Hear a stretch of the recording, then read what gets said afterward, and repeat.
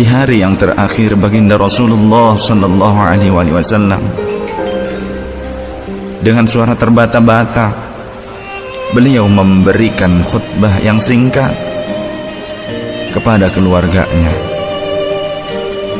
Wahai umatku, kuwariskan dua perkara yang agung kepada kalian, yaitu Al-Quran dan sunnahku, juga Al-Quran dan keturunanku. Barang siapa yang mencintai sunnahku dan keturunanku, maka mereka telah mencintaiku, dan kelak orang-orang yang mencintaiku akan masuk ke dalam surga bersama denganku.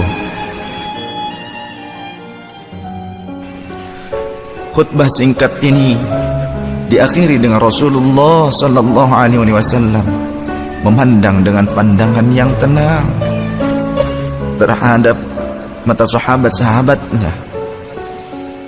Pada saat itu terlihat Abu Bakar Siddiq membalas pandangan itu dengan mata yang berkaca-kaca.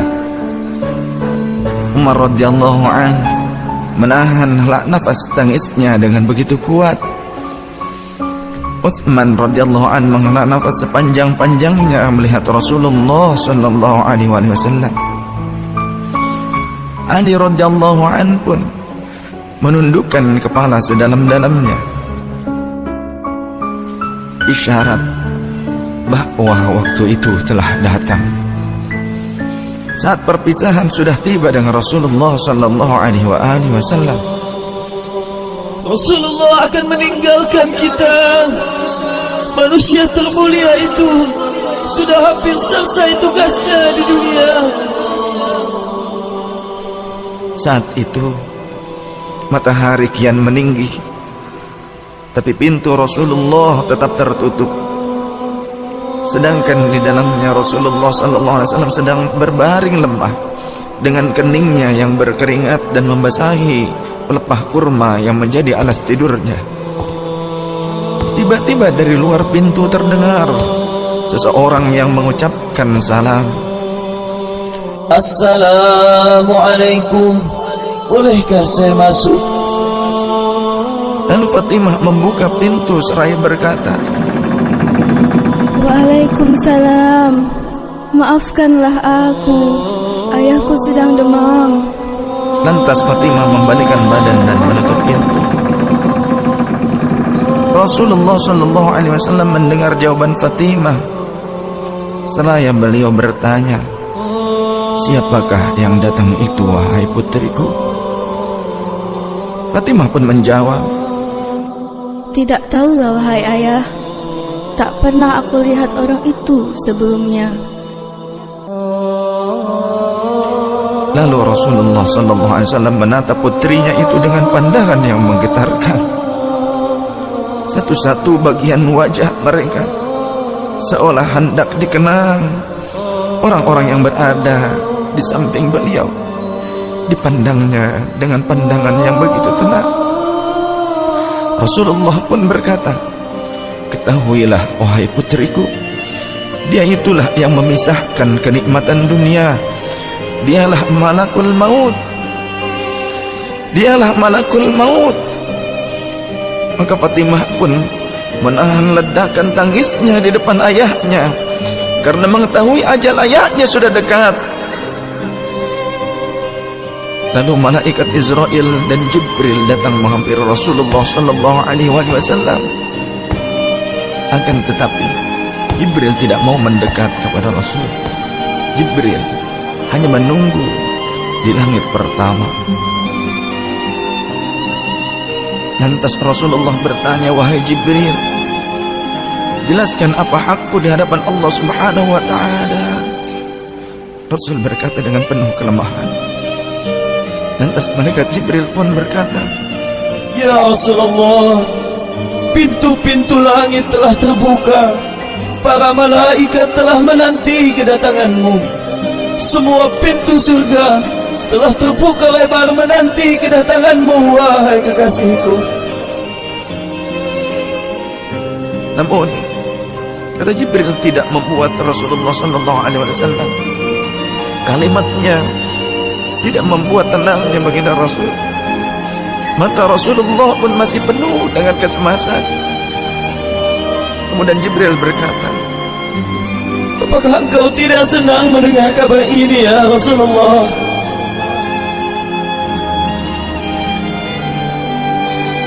Kemudian Rasul pun berkata, kabarkan kepadaku bagaimana nasib umatku kelak, wahai Jibril.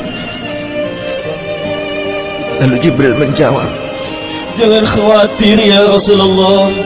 Aku telah mendengar Allah telah berfirman kepadaku, kuharamkan surga bagi siapa saja kecuali umat Muhammad telah berada di dalamnya. detik-detik wafat Rasulullah semakin mendekat, dan tibalah saatnya malaikat Israel menjalankan tugasnya. Perlahan-lahan ruh Rasulullah sallallahu alaihi wasallam ditarik dari tubuhnya. Tampak seluruh tubuh Rasulullah bersimbah peluh. Urat-urat leher baginda Rasul menegang pada saat itu. Manusia termulia merasakan sakaratul maut. Perlahan-lahan Rasulullah sallallahu alaihi wasallam pun mengadu, merasakan rasa sakit itu. Dan Rasulullah berkata, wahai Jibril, betapa sakitnya sakaratul maut ini. Rasul berkata dengan begitu lirih. Fatimah pun memejamkan matanya, tak sanggup memandang ayahnya. Sedangkan Ali di sampingnya menundukkan pandangan semakin dalam. Dan ternyata Jibril pun memalingkan mukanya, tak mampu memandang Rasulullah sallallahu alaihi wasallam. Lantas Rasulullah pun berkata, ya Jibril, jika engkau melihatku hingga kau palingkan wajahmu dariku, hai Jibril. Lantas Jibril pun menjawab, siapakah yang sanggup melihat kekasih Allah direbut ajalnya ya Rasulullah?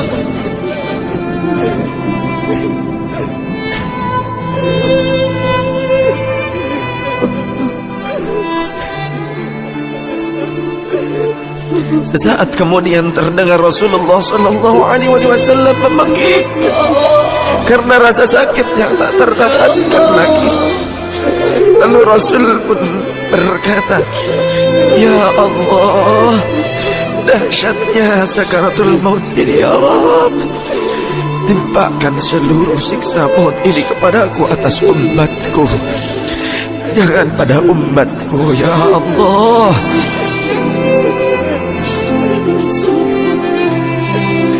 Rasulullah memperjuangkan kita. Badan Rasulullah mulai dingin dan lemah. Kaki dan dadanya sudah tidak bergerak lagi pada saat itu. Menegang seluruh urat-urat beliau. Bibirnya bergetar seakan hendak membisikkan sesuatu. Maka bergegaslah Ali radhiyallahu anhu mendekatkan telinganya ke bibir Rasulullah sallallahu alaihi wasallam. Lalu Rasulullah membisikkan, usikum bis-shalah, usikum bis-shalah, usikum bis-shalah, wa ma malakat aymanukum. Peliharalah sholat. Aku wasiatkan kepada kalian agar kalian menjaga sholat. Jagalah sholat oleh kalian, dan peliharalah orang-orang yang lemah di sekeliling kalian.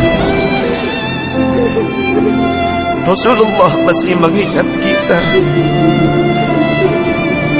Di luar rumah saat itu terdengar tangisan dari para sahabat yang bersautan. Sahabat saling berpelukan. Fatimah radhiyallahu anha menutup wajahnya dengan tangannya. Dan Ali pun kembali mendekatkan telinganya ke bibir Rasulullah sallallahu alaihi wasallam yang mulai kebiruan. Lantas Rasulullah berkata, ummati, ummati, ummati, kaifali ummati, ummatku, ummatku, umatku. Bagaimana keadaan umatku?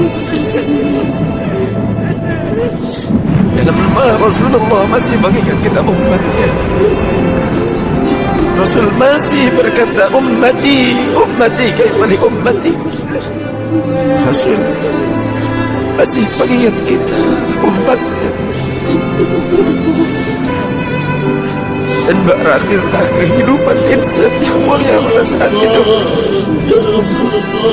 Di saat lisannya masih mengingat kita, masih menyebut nama kita umatnya. Rasulullah sallallahu alaihi wasallam telah tutup usia pada saat itu. Mampukah kita meneladani Rasulullah sallallahu alaihi wasallam dan mencintainya? Ia yang mencintai kita hingga akhir hayatnya. Padahal kita adalah umatnya yang tidak pernah beliau temui. Ya Rasulullah, ya Rasulullah, ya Rasulullah.